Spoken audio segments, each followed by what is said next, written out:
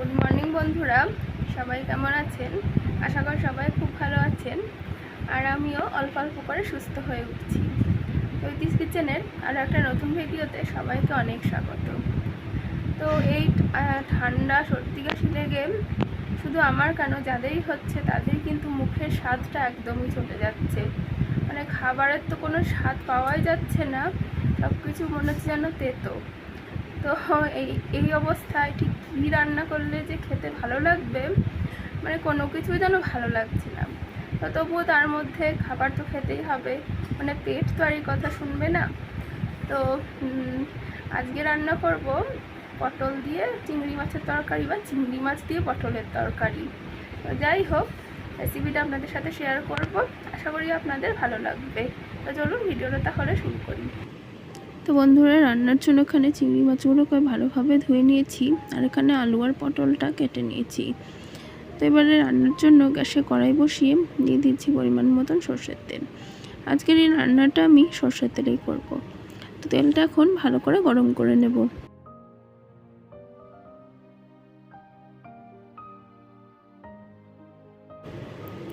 তেলটা ভালো করে গরম হয়ে যাওয়ার পর এখন তেলে প্রথমে চিংড়ি মাছগুলো ভেজে নেব। তো চিংড়ি মাছ অনেক সময় তেলে দেওয়ার পরই কিন্তু মাছ থেকে প্রচুর জল বেরিয়ে যায়, ফলে কেমন যেন তেল জল মিশে যায়। তো চিংড়ি মাছগুলোকে সেই জন্য আমি ভালো করে জলটা আগে ঝরিয়ে নিয়েছি। আর তারপরে এখন অল্প একটু লবণ আর হলুদ দিয়ে মাছগুলোকে হালকা ভেজে নেব। চিংড়ি মাছ কিন্তু বেশি ভাজলে পরে শক্ত হয়ে যায়, তো সেই জন্য একদমই হালকা করে ভেজে নেব মাছগুলো। আর এই যে মাছগুলো ভাজা হয়ে গেছে, আর এখন আমি তুলে নিচ্ছি। তো চিংড়িকে আমরা মাছ বলি ঠিকই, কিন্তু চিংড়ি কিন্তু আসলে মাছ নয়। ছোটোবেলায় আমরা যখন পড়তাম তখন পড়ার বইতে জেনেছিলাম চিংড়ি নাকি জলের পোকা। যাই হোক, আমরা তবুও মাছ বলেই ডেকে থাকি চিংড়িকে। তো চিংড়িগুলো তুলে নেবার পর এখন ওই তেলেই ফোড়ন দিয়ে দিলাম গোটা জিরে আর একটা তেজপাতা। তো আমি তেলটা কিছুক্ষণ একটু গরম করে নিলাম, তার কারণ তেলের মধ্যে প্রচুর জল হয়ে গেছিলো ওই চিংড়ি মাছের। তো দেখুন, তার জন্য একটু কড়াইটা পুড়ে গেছে। আর এবারে ফোড়নটা রেডি হয়ে যাওয়ার পর দিয়ে দিচ্ছি কেটে রাখা পটল আর আলুটা।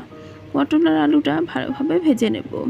পটলগুলো কিন্তু চাইলে আগে থেকে ভেজে নেওয়া যেত, তো আমি তাড়াতাড়ি রান্না করার জন্য আলু আর পটলটা একসাথেই ভেজে নিচ্ছি। সমস্তটা দিয়ে অল্প একটু লবণ দিয়ে এবার আলু আর পটলটা ভালোভাবে লাল করে ভেজে নেব।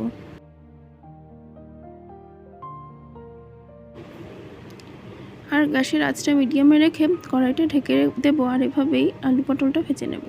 তো দেখুন, আলু আর পটলটা ভাজা ভাজা হয়ে যাবার পর এখন দিয়ে দিলাম আদা, টমেটো আর কাঁচা লঙ্কার পেস্ট। আজকে এই রান্নাটা কিন্তু আমি পেঁয়াজ রসুন ছাড়াই করব। পেঁয়াজ রসুন ছাড়াও কিন্তু রান্নাটা খেতে ভালো লাগে। তো আদা টমেটো বাটাটা দিয়ে দেবার পর গুঁড়ো মশলা দিয়ে দিচ্ছি হলুদ গুঁড়ো, জিরে ধনের গুঁড়ো, মানে একদম রেগুলার মশলা যেগুলো, সেইগুলো দিয়ে কিন্তু একটা অসাধারণ রান্না করে ফেলা যায়। দিয়ে দিলাম পরিমাণ মতন লবণ আর স্বাদটাকে ব্যালেন্স করার জন্য চিনি। চাইলে চিনিটা আপনারা স্কিপ করতে পারেন। আর দিয়ে দিচ্ছি একটু কাশ্মীরি লঙ্কার গুঁড়ো। আর এবারে অল্প জল দিয়ে সমস্ত মশলাটা ভালোভাবে কষিয়ে নেব। আমি লাল লঙ্কার গুঁড়ো দিলাম না, মানে ঝাল যে লাল লঙ্কার গুঁড়োটা আপনারা চাইলে কিন্তু ওটা দিতেই পারেন। আর এবারে সমস্ত মশলাটা কষিয়ে নেব। আমি এর আগে যতবার বাড়িতে পটল চিংড়ি রান্না করেছি ততবারই কিন্তু পেঁয়াজ রসুন দিয়েই করেছি। তো পেঁয়াজ রসুন দিয়ে খেতে একরকম লাগে, আর এভাবে নিরামিষ মানে পেঁয়াজ রসুন ছাড়া রান্না করলেও কিন্তু খেতে বেশ ভালোই লাগে। মানে চিংড়ির যে একটা আলাদা গন্ধ স্বাদ রয়েছে, সেটাই কিন্তু রান্নায় অন্য একটা ফ্লেভার নিয়ে আসে। তো দেখুন, মশলাটা কিন্তু আমার প্রায় কষানো হয়ে গেছে।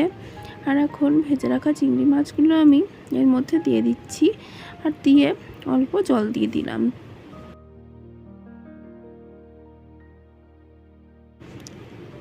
জলটা দিয়ে ভালোভাবে মিশিয়ে এবারে ভালোভাবে ফুটিয়ে নেব। যে যতটা ঝোল খাবেন সেই অনুযায়ী কিন্তু জলটা দেবেন। আর দেখুন, ঝোলটা কিন্তু বেশ ভালোভাবে ফুটে উঠেছে। একটু নাড়িয়ে ছাড়িয়ে দিচ্ছি, আর একটু ফুটিয়ে এটা ঘন করে তারপর নামিয়ে নেব।